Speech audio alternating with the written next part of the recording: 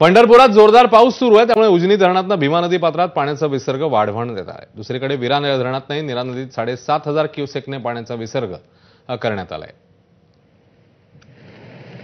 याशिवाय संपूर्ण सोलापूर जिल्ह्यात पावसाची जोरदार बॅटिंग सुरू आहे, त्यामुळे हे न मोजता येणारं पावसाचं पाणी मोठ्या प्रमाणात ओढ्या नाल्यांतून चंद्रभागेकडे येत असल्यानं चंद्रभागेची पाणी पातळी मोठ्या प्रमाणात वाढताना पाहायला मिळते।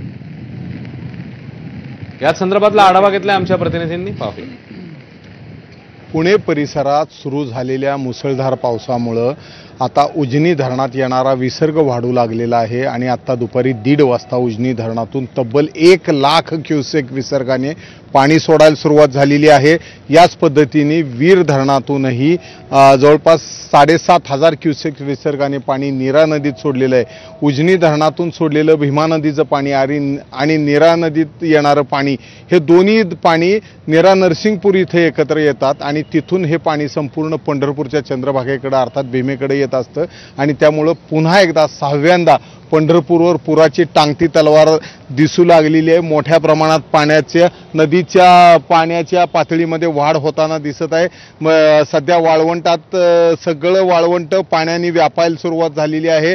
वाळवंटातील जी मंदिरं होती ती मंदिरं सुद्धा सगळी पाण्याखाली चाललेली आहेत। मोठ्या प्रमाणात अजूनही पाणी वाढणार आहे आणि त्यामुळेच हा जो पावसाचा दुसरा इनिंग जी सुरू झालेली आहे यामुळे संपूर्ण राज्यभरातल्या पावसाचा फटका आता सगळीच ठिकाणी बसू लागलेला आहे। काल रात्रीपासून पंढरपुरात सुरू झालेला पाऊस अजूनही थांबलेला नाहीये।